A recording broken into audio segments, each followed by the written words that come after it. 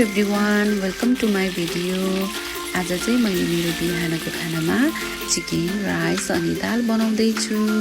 अनि तपाईहरूले के बनाउनु भयो त आज खानामा कमेन्ट गर्नुहोस् है। हेर्नुहोस् न साथीहरू, यो कल मलाई कस्तो मन परेर भाडपट्टिबाट किनेको, कस्तो क्युट छ है। अनि म जस्तै को हुनुहुन्छ नि यसरी खाना बनाउँदाखेरि हातमा पानी अड्कल्ने। अनि साथीहरू, तपाईहरूले चाहिँ चिकन कसरी बनाउनुहुन्छ त? म चाहिँ चिकन बनाउँदाखेरि पहिला सुरु चिकनलाई मजाले फ्राई गर्छु। चिकन मजाले फ्राई भइसकेपछि मात्र त्यसमा प्याज राख्छु अनि त्यसलाई मजाले चलाउँछु, किनकि प्याज पनि त फ्राई हुनु पर्यो नि।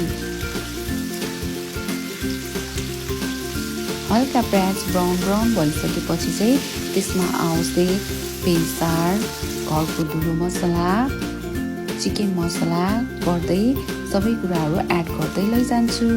अनि साथीहरू, तपाईहरूको घरमा चाहिँ चिकन कतिको पाक्छ नि? मेरो घरमा चाहिँ नानीले एकदम मन पराउँछ नि त, त्यही भएर चिकन पाकिरहन्छ। अनि त्यो चिकन चाहिँ मैले नै बनाउनु पर्ने हुन्छ, किनकि मेरो ड्याडी, मम्मी अनि छोरीलाई मेरो हातबाट बनेको चिकन चाहिँ एकदमै मनपर्छ। हुन त हाम्रो घरमा अरू तरकारीहरू पनि बन्छ, त्यो तरकारी चाहिँ मेरो ड्याडी अनि म जसले बनाएको मिल्यो, तर चिकन चाहिँ मैले नै बनाउनु पर्ने हुन्छ। मेरो हातमा चाहिँ चिकन बनाउने जादु छ कि साथीहरू। यसरी आफूले मेहनत गरेर बनाएको खानेकुरालाई घर परिवारका सदस्यले मिठो मानेर खाइदिँदा अनि प्रशंसा गर्दा कति खुसी लाग्ने के है।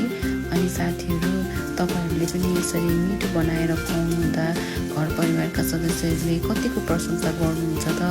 यदि गर्नु हुँदैन भने पनि मन नदुखाउनु होला, बरु बाल मतलब गर्नु होला, किनकि कसैले हजुरले दुःख गरेर बनाउनु भएको कुरालाई प्रशंसा गर्दैन भने त्यो कुरामा तपाईँहरूले आफ्नो मन किन दुखाउनु। यसरी तपाईँहरूसँग कुरा गर्दा गर्दै मेरो चिकन पनि रेडी हुन थालिसकेछ। यता साइडमा खानामा पनि सिटी गयो अनि दालमा पनि मैले घिउ झानेर रेडी गरिराखिसकेको छु। अब चाहिँ चिकनमा अघि कटिङ गरेको टमाटरलाई राख्छु, किनकि टमाटर त राजा नै हो नि त तरकारीहरूको लागि।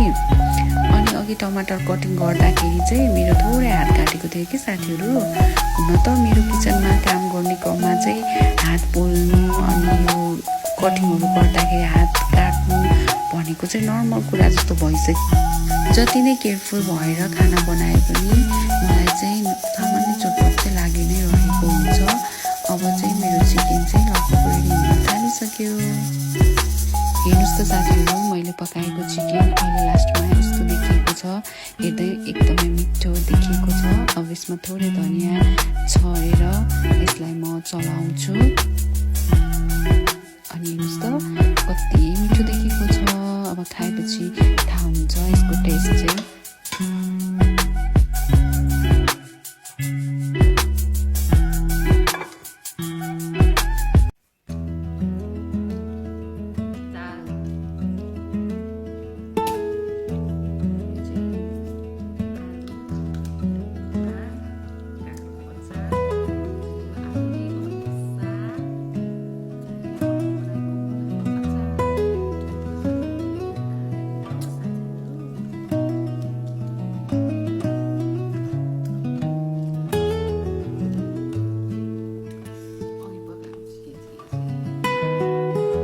ओके साथीहरू, तपाईहरू पनि यसरी मिठो मिठो बनाएर खानुहोला अनि भिडियोहरू पनि सेयर गर्नुहोला। Okay everyone, thank you so much for watching.